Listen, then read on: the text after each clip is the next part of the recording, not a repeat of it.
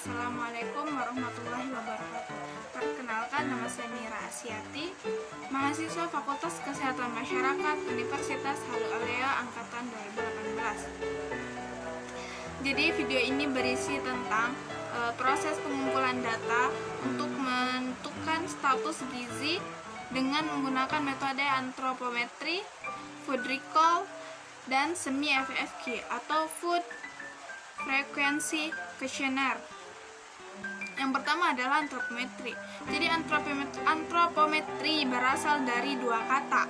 Yang pertama itu antropos yang berarti manusia dan metros yang berarti pengukuran. Jadi antropometri adalah pengukuran tubuh manusia.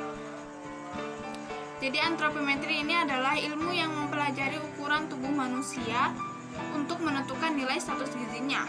Ukuran tubuh yang dimaksud itu seperti tinggi badan, berat badan, lengkar lengan atas, dan pada anak-anak biasanya diukur panjang badannya. Berikut adalah video tentang proses pengambilan data antropometri pada responden untuk laporan praktikum saya. Pada pengukuran antropometri, ada 3 responden yang akan saya ukur. Yang pertama adalah ibu saya, kakak saya, dan adik saya. Nah, kemudian alat yang digunakan adalah timbangan dan mikrotoa. Karena tidak ada mikrotoa, jadi saya menggunakan pita ukur. Untuk mengukur berat badan, responden usahakan untuk menggunakan pakaian biasa serta tidak menggunakan alas kaki dan tidak memakai jam tangan atau membawa HP. Pastikan timbangan berada pada penunjukan skala dengan angka 0,0.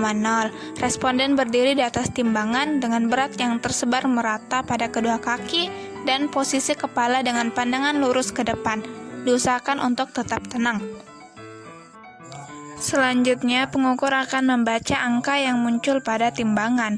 Posisi pengukur saat membaca harus sejajar dengan jarum timbangan agar tidak terjadi kesalahan saat membaca hasil timbangan. Selanjutnya adalah mengukur tinggi badan. Seperti yang saya sudah bilang sebelumnya, saya tidak menggunakan mikrotoa karena tidak memiliki, jadi saya gunakan pita jahit ukur. Sama seperti menggunakan mikrotoa, responden saat diukur itu kakinya, lututnya, tumitnya, bokongnya, dan bahunya itu menyentuh dinding secara vertikal seperti yang ada di gambar. Responden pandangannya lurus ke depan, kepalanya tidak perlu menyentuh dinding, tangannya ke samping badan, tangannya ada di samping badan dengan telapak tangan menghadap ke paha. Kemudian saya mengukur tinggi badan menggunakan pita ukur tadi, tapi proses pengukurannya tidak saya video karena mengukur tinggi badan menggunakan alat ini tuh cukup sulit dan butuh beberapa orang agar hasil pengukurannya maksimal. Perlakuan yang sama saya lakukan untuk mengukur tinggi badan dan berat badan pada 2 responden lainnya. Setelah melakukan pengukuran antropometri, maka dihitunglah IMT-nya atau indeks massa tubuh berdasarkan berat badan per tinggi badan dengan indikasi ada kurus, normal, dan gemuk. Kemudian food recall. Jadi food recall ini merupakan salah satu metode dalam tinjauan survei konsumsi makanan. Jadi food recall ini metodenya itu seperti kita mewawancarai responden tentang apa-apa saja yang mereka makan selama 24 jam terakhir. Semuanya dirinci, kemudian nanti ditentukan URT-nya atau ukuran rumah tangganya, kemudian tentukan gramnya. Nanti hasil wawancaranya itu akan diolah dalam Nutrisurvey untuk mengetahui angka kecukupan energinya. Jadi untuk bisa mendapatkan hasil rata-rata asupan harian, food recall dilakukan 2 kali atau dilakukan wawancara 2 kali agar bisa mendapatkan perbandingannya. Berikut adalah proses wawancara terhadap responden untuk laporan praktikum saya.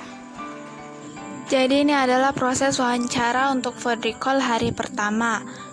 Dalam proses wawancara ini, pewawancara harus sebisa mungkin menggali ingatan dari responden tentang makanan apa saja yang mereka makan selama 24 jam terakhir.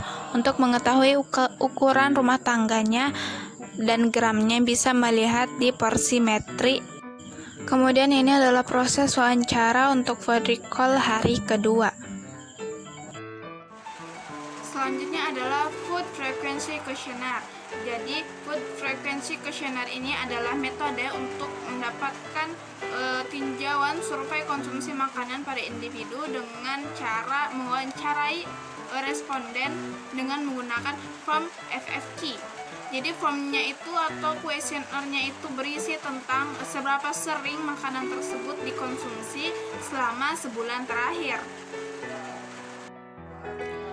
Adapun semi FFQ adalah metode atau cara pengumpulan data responden yang dapat memberikan informasi atau data mengenai asupan gizi secara umum dengan cara memodifikasi berdasarkan form dari FFQ itu. Jadi yang dimodifikasinya itu ditambahkan dalam bentuk URT dan dalam bentuk gramnya. Berikut adalah wawancara saya dengan responden untuk laporan praktikum gizi. Berikut proses wawancara saya dengan responden mengenai semi FFQ. Hampir sama dengan food recall, pewawancara harus bisa membantu responden untuk mengingat apa saja makanan yang telah dimakan selama sebulan terakhir. Sekian video ini, kurang lebihnya mohon dimaafkan. Saya akhiri, wassalamualaikum warahmatullahi wabarakatuh.